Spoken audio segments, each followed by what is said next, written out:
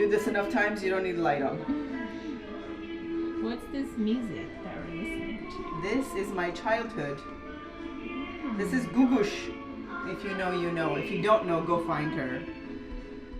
She's one of the she was the voice of Iran basically for a really long time.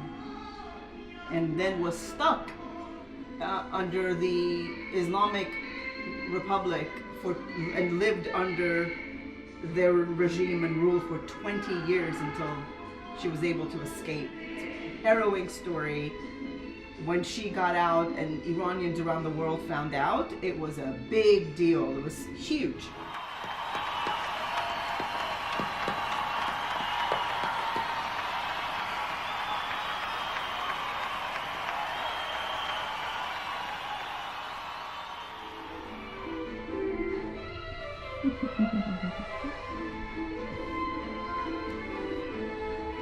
If you know, you know. As an American living in the United States, my daily life continues and work has to continue and responsibilities have to continue, and I'm in the middle of building something. I'm excited to use it as a megaphone to all of the things that are happening in the city, and which is really exciting. It's been in the making for a while. It's something I've been thinking about for 20 years. It was my ultimate goal, and coming full circle and coming back to the city where I grew up and doing it here and giving back, all of that, like, it's coming finally to fruition. But because there are these other things that are happening that are really heavy,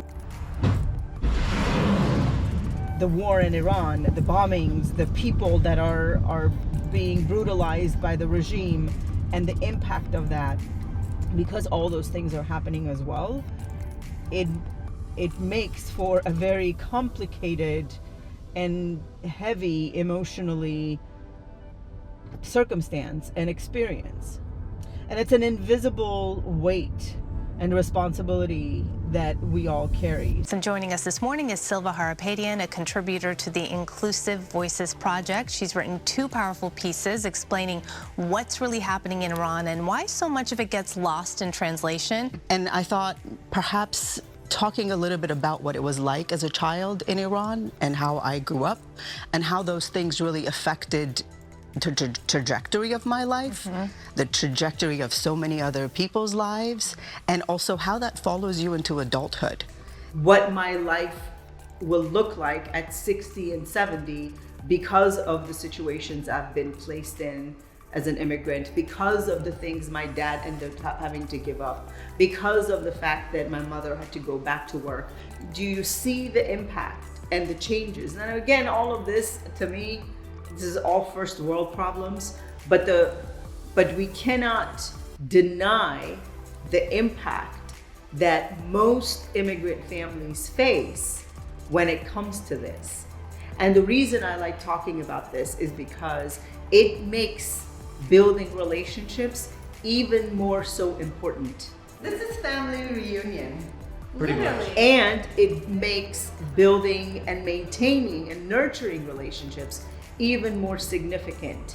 And it makes expanding your circle and expanding your network even more important. Because back then, we had roots in the ground. We had history attached to it. We had my grandfather knows your grandfather knows your grandpa, and you know, all of that. We have lost that in having given all of that up to be here, right?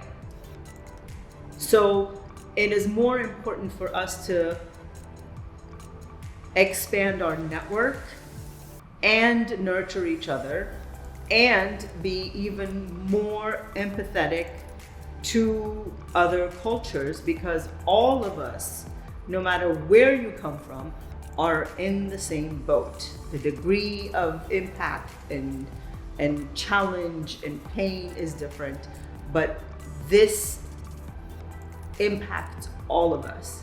And very few of us think about this, and very few of us talk about this, and very few of us acknowledge the loss and the pain that comes with it that is the undercurrent of what we all carry. What I like doing is acknowledging it and saying, I know it, I recognize it, I see it. Now I'm gonna go above and beyond to nurture that relationship with Ani, and I'm going to build 5 more. And I'm gonna create a space where other people can benefit from my network and build similar relationships. And I'm gonna show up for people in a way that I think we would have shown up for each other had life not created this new trajectory for us.